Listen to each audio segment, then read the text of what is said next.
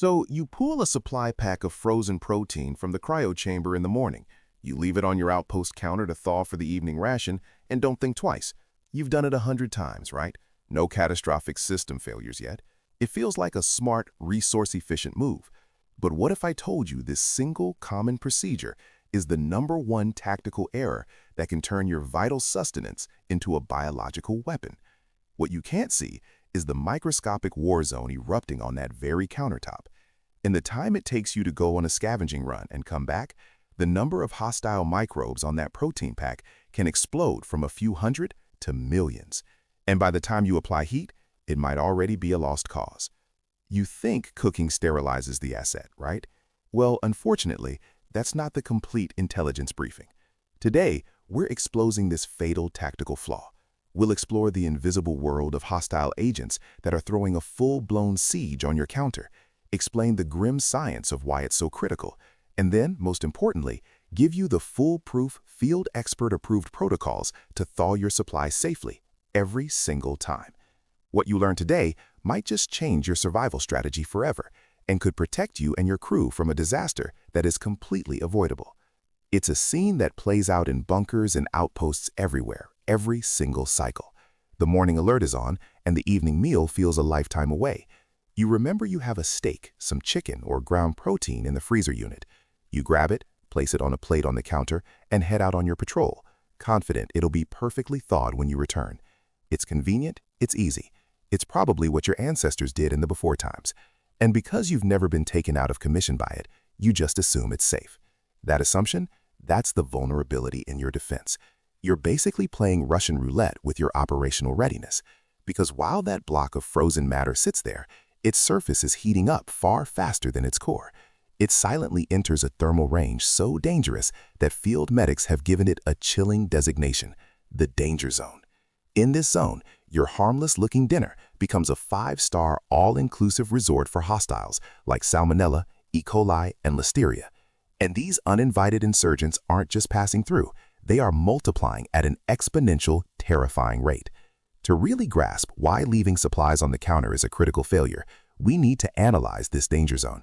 According to the U.S. Department of Agriculture, the temperature danger zone is the range between 40 degrees Fahrenheit and 140 degrees Fahrenheit. That's about 4 degrees Celsius to 60 degrees Celsius. Within this range, the bacteria that triggers system-wide failure don't just survive, they thrive, and they multiply with shocking speed. In fact, under ideal conditions, some hostile cells can double their forces in as little as 20 minutes. Let's run some quick, grim battlefield calculations. Say you have a piece of raw protein with a small, perfectly normal number of enemy cells on its surface. Let's start with a squad of 1,000. You leave it on the counter at 0900 hours. Your outpost is a comfy 70 degrees Fahrenheit, right in the sweet spot for enemy proliferation. By 0920, those 1,000 cells could become a platoon of 2,000. By 0940, they could be 4,000. By 1000, you're at 8,000. Fast forward a few hours. By 1300, after just 4 hours on the counter, that initial squad of 1,000 could have exploded to an army of over 4 million. By the time you get back at 1800, the number is astronomical, potentially in the billions. This isn't science fiction. It's just microbiology under combat conditions. The real strategic flaw with counterthawing is how uneven it is. While the center of your supply might still be frozen solid, the outer layer heats up fast and enters the danger zone. For hours, this surface becomes a microscopic war zone where pathogens are experiencing a population boom. You can't see it, you can't smell it, and you can't taste it. The food looks perfectly fine, but it's becoming more hazardous by the minute.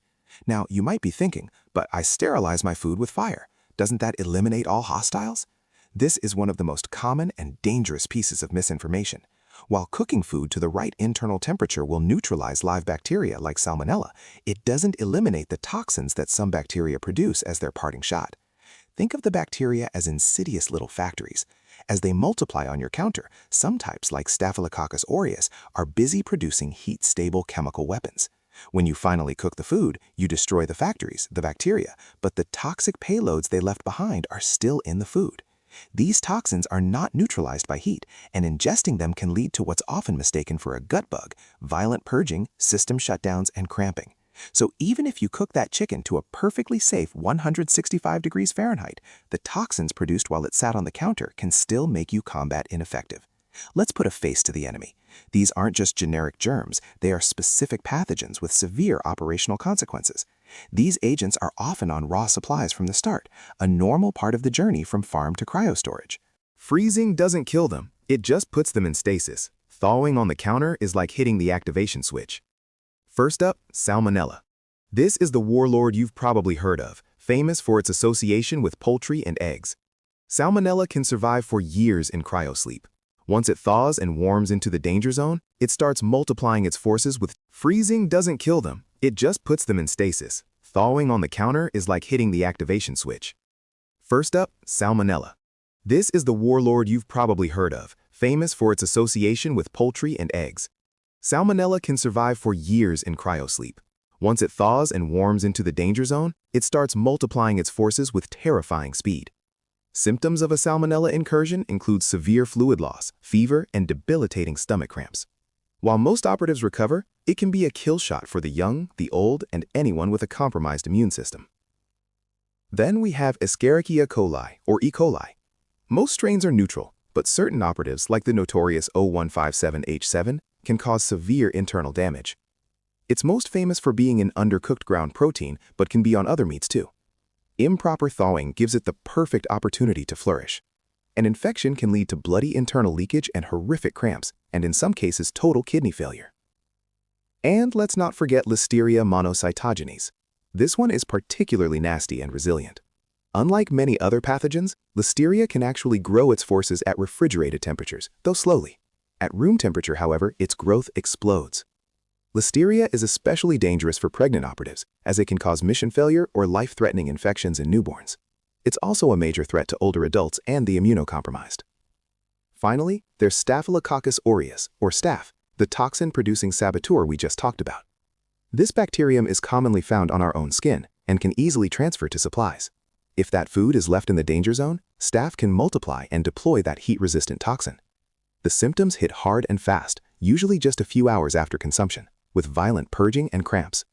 The point is, your freezer is holding these threats in cryostasis. The moment you put that package on your counter, you're giving them a green light to turn your rations into their personal staging ground. A good rule of thumb is to allow about 24 hours of thawing for every 5 pounds of supplies. So, a 1-pound block of ground protein or a couple of chicken breasts will probably need a full day. A large asset, like a whole turkey or a large roast, will need several days. Here's the correct execution protocol. Take your frozen protein and place it in a container or on a plate, ideally inside a sealed bag to prevent any liquids from contaminating other provisions. Place it on the bottom shelf of your fridge, where it's coldest. This also prevents any drips from contaminating food below. Let it do its work. No need to check on it constantly or move it around. The cold does the magic without any help from you. The best part is, once your supplies are fully thawed, they can safely stay in the fridge for up to 2 days before being cooked.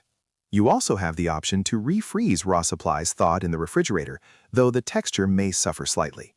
If you don't have 24 to 48 hours notice, the next safest method is the cold water protocol. This is faster than the fridge, though it still requires your attention, but it keeps the food safely out of the danger zone if done correctly. Here's how to execute this like a pro. First, make sure your supply is in an airtight, sealed package. If it's not, place it in a sturdy, sealable plastic bag. This prevents water from getting in contact with the food and prevents contamination. Fill a large bowl, sink, or cooler with cold tap water. The key word here is cold. Place your sealed package in the cold water. The supply needs to be completely submerged. Change the water every 30 minutes to keep it cold. This ensures you're not inadvertently letting the outside of the food enter the danger zone. Depending on size, it usually takes about 1 to 2 hours for a pound of supply to thaw. Bigger things will take longer, but it's still dramatically faster than the fridge method. One last crucial point. Supplies thawed this way must be sterilized by heat immediately. Because the surface has been hovering near the edge of the danger zone, you don't want to give any hostile agents a chance to activate. Once it's thawed, you cook it. And unlike fridge-thawed supplies, you can't return it to cryostasis unless you cook it first. There is one more approved protocol, but you should really think of it as a desperation move, the microwave. It's incredibly fast, but it's also the riskiest of the safe methods because it's notorious for thawing supplies unevenly. Microwaves can create hot spots, meaning the edges and thin parts of your food can actually begin to cook while the center is still frozen solid. These partially cooked areas are now squarely in the danger zone, where any bacteria present can begin to multiply. Because of this risk, there is one absolute, unbreakable rule for microwave thawing. You must cook the food immediately after it's thawed. No delay. You can't thaw it and then let it sit while you prep other components. The journey from microwave to pan, oven, or grill has to be instantaneous. If you have to use this high-risk protocol, follow these tips for survival. Engage the defrost setting. Your microwave has a defrost function for a reason. Use it. This setting cycles the power, giving the heat time to distribute more evenly without cooking the food. Many units will even ask for the asset's weight to calculate the time. Remove external packaging. Get the food out of its storage packaging, especially foam trays and plastic wrap that can melt or warp, potentially releasing chemical contaminants into your food. Place it on a microwave-safe plate. Rotate and separate. Halfway through the defrost cycle, rotate the asset. If you're thawing smaller items like shrimp or chicken tenders, pause the microwave to separate them as they thaw. This helps everything thaw more evenly. Just like with cold water thawing, food thawed in the microwave should never be returned to cryostasis raw. It must be cooked first. While the microwave offers warp speed, its risks mean it should be reserved for true, I have failed to plan and rations must be on the table in 30 minutes emergencies. Counter-thawing is so common that it's surrounded by a bunch of pre-collapse myths. It's time to neutralize this bad intel. Myth: a little time on the counter is fine. It's only dangerous if you leave it out all day. Fatal miscalculation. The USDA's 2-hour rule is crystal clear. Perishable supplies should never be in the danger zone for more than 2 hours. If it's a hot day, over 90 degrees Fahrenheit, that window shrinks to just 1 hour. A frozen block of food's surface can enter that zone way faster than you think, starting the clock long before the item is thawed. The risk is not worth the potential cost. Myth: using hot water is a great hack to thaw food really fast. This is arguably even more dangerous than the counter. Hot water will rocket the outside of your food into the danger zone, creating a perfect breeding ground for hostiles while the inside is still frozen. Always, always use cold water. Myth: freezer burn makes food unsafe. Negative. This is a quality issue, not a safety one. Freezer burn happens when food gets dehydrated in the cryo unit. It looks like grayish-brown, leathery spots. While it might have a dry, unappealing texture, it's perfectly safe to consume. You can just trim off the degraded sections. The real danger isn't the freezer burn, it's how you thaw the food afterward. Myth: you can tell if food is bad by smelling it. You absolutely cannot trust your sensors on this one. The pathogenic bacteria that cause system failure, like Salmonella and E. coli, are invisible, odorless, and tasteless. Supplies can look, smell, and taste totally normal, but be teeming with enough hostiles to take you out. The germs that make food smell bad are spoilage bacteria, and they're a different enemy. You have to rely on safe protocols, not your senses. Protecting your food supply isn't just about keeping the freezer cold or wrapping things tightly. The most critical moment in the life of your frozen supplies is the thaw. One wrong move can turn a valuable resource into a health liability. Think of safe thawing as a fundamental part of your survival doctrine, just as important as maintaining your equipment. Here are a few habits to make food safety an effortless part of your routine. Plan your thaw. When you plan your rations, plan your thaws. Put a note on your command console. Cycle 1, thaw chicken. Cycle 2, thaw steak. It takes 10 seconds and eliminates all last-minute tactical scrambles. Portion before you freeze. When you acquire a family-sized supply of protein, take a few minutes to divide it into mission-sized portions in freezer bags. This way, you only thaw what you need, which is faster, more efficient, and prevents waste. Invest in a good food thermometer. A food thermometer is one of the most important pieces of gear you can own. It's the only way to know for sure that you've cooked your food to a safe internal temperature to confirm neutralization. For chicken, that's 165 degrees Fahrenheit. You ensure that the vital rations you prepare are not just palatable, but fundamentally safe. So, I have to ask for a field report. In the comments below, What was the one piece of intel in this briefing that surprised you the most? And be honest, have you been a counterthrower? This is a secure debriefing zone. We're all here to improve our survival odds.